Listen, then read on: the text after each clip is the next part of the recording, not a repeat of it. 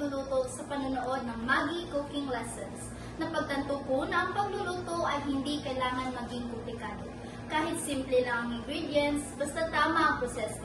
Tama ka dyan, Nat. At ako naman si AJ at para sa akin, malaking bagay yung paraan ng pagtuturo nila. Malinaw, mabagal at madaling sundin. Parang hindi ka mahiyang mag-try kahit baguhan ka pa lang. Sang-ayon ako sa inyong dalawa. Ako pala si Gail. Napagtanto ko na ang pagluluto ay hindi lang basta pagsunod sa recipe. Natutunan ko na mahalaga pala ang tamang timpla at tamang oras para mailabas ang tunay na lasa ng pagkain. Katulad na lang paggamit ng Maggi. Minsan kunti lang pero sapat na para mapasarap ang ulam. At sa video na ito, tuturuan namin kayong gumawa ng mga masustansyang pagkain. Hindi lang masustansya, kundi masarap rin.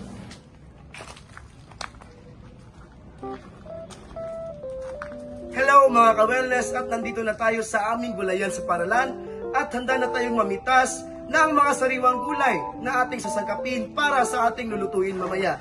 Halina't samahan niyo kami.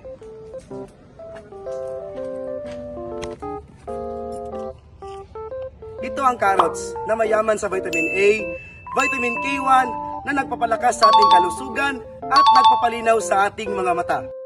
Wow! Ang gaganda ng mga tanim natin. Tingnan niyo mga ka-wellness. Ang malunggay.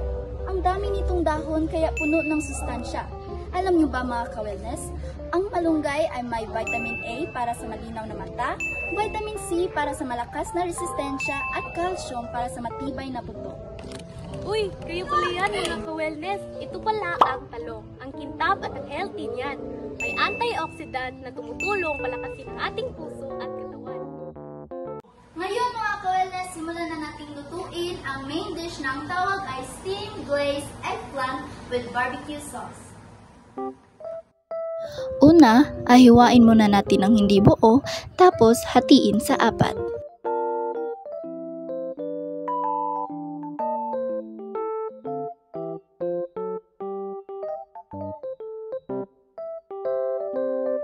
Para sa fillings ay gagamit tayo ng 1/4 kg ground pork, isang large carrot, 2 large egg, malunggay, isang cloves ng bawang,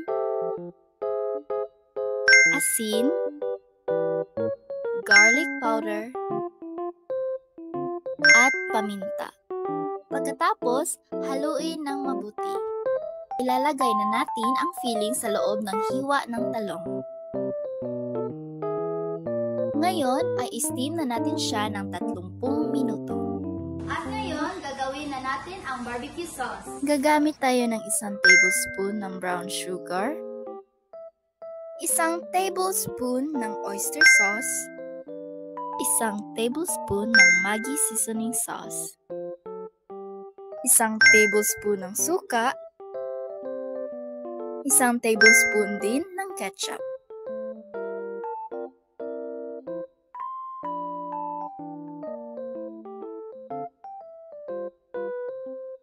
Pagkalipas ng 20 minuto, pahira ng sarsa ang talong. Maghintay pa ng 10 minuto, sa kabubuan 30 minuto ang pagluluto. At ito na ang ating steamed glazed eggplant with barbecue sauce. Hello mga ka-wellness at ngayon ating lulutuin ang ating dessert na may pangalan na Choco Peanut Milo Brownies. Ilagay natin sa kawali ang 1/2 cup ng butter at 1/2 cup ng brown sugar. Ngayon ay lagyan na natin ng 1/3 cup ng evaporated milk at pag nahalo na natin ng maayos ay ilalagay na natin ang ating 3 sachet ng Milo powder. At pag nahalo na ng maayos ay patayin na natin ang apoy at ipalamig muna ng 5 minuto. Pagtapos ng 5 minuto ay maglalagay tayo ng 2 itlog, 1 cup all-purpose flour, 1 tablespoon baking powder. Pag nahalo na ang lahat ay ipapainit na natin siya ng mahina at halo-haluin. Pag natapos na ilagay na natin siya sa lagayan at ipapalamig muna.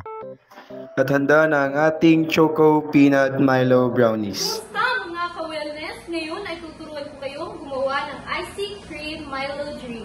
Kaya ano pang hinihintay nyo? Tara, simulan natin! Gagamit tayo ng 2 sachet ng Milo, 1 sachet ng Bear Brand, 1 Nestle All-Purpose Cream. Tapos ay lalagay tayo ng 1/2 cup ng tubig at 1 tablespoon na asukal. At ihalo ito hanggang mag-mix ang lahat. Pagkatapos ay ilagay sa baso na may ice at ayun, ready na iserve ang ating icy cream Milo drink. Hello mga ka-wellness! At natapos na kami sa mga ginawang recipe gamit ang Nestle products. Ito na ang aming main dish. Steamed glazed eggplant with barbecue sauce. At ito naman ang aming panghimagas, choco, peanut, Milo brownies. Ito na naman ang aming inumin icy cream Milo drink. Natalie, Gail, ano pang hinihintay natin? Sige, AJ, tikman na natin. Natatakam na kami.